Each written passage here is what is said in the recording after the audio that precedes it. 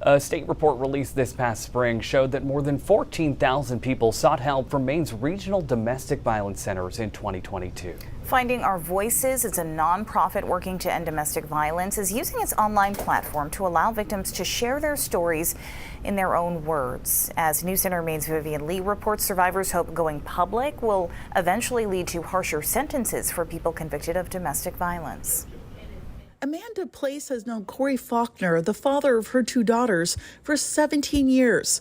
While their relationship ended in 2014, she alleges the abuse and threats didn't stop. He had told me that he was going to light my house on fire. Amanda shared her story on a podcast with Patricia McLean, the founder of the nonprofit Finding Our Voices, to raise awareness about the need for harsher prison sentences for people convicted of domestic violence. He is a dangerous person, and that he has proven time and time again. Court records show Faulkner, who served just 8 months of a 6-year sentence in 2018 after pleading guilty to a lesser charge of aggravated assault.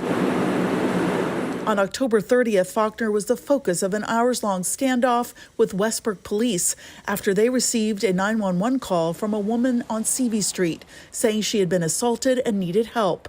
The convicted felon was taken into custody and is behind bars on a $25,000 bond for aggravated domestic violence assault, possession of a firearm by a prohibited person, obstructing the report of a crime, and creating a police standoff. The only way that people can be safe and stay safe from domestic violence is to have the perpetrators behind bars. That is the only way. That's the only thing that's going to work. Violent domestic abuse offenders, especially when there's priors. Michaela Bozulka's family is also speaking out. I will never stop fighting for her. The injustice is insane. It leaves me speechless. Her mother and brother are mourning the loss of the 24-year-old who died by suicide in February of last year. Michaela was married to Corey and had a son together, a relationship her family alleges was fraught with psychological abuse. It is so damaging. It's so damaging to the point that it takes people's lives.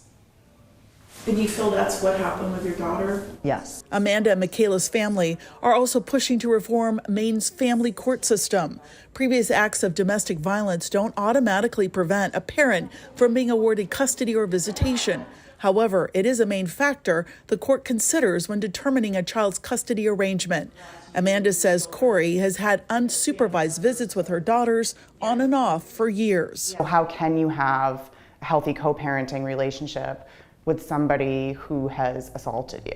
Survivors hope their stories will encourage others not to be invisible anymore and help bring changes to a system they believe has failed them and their children. In Westbrook, Vivian Lee, News Center, Maine. Faulkner's arraignment in Superior Court in Portland is scheduled for January 4th. Meanwhile, if you or someone you love is in a violent relationship, the Maine Coalition to End Domestic Violence has a 24-hour helpline. That number is 866-834-HELP. That's 866-834-4357. You'll be put in contact with people who can get you help and keep you safe.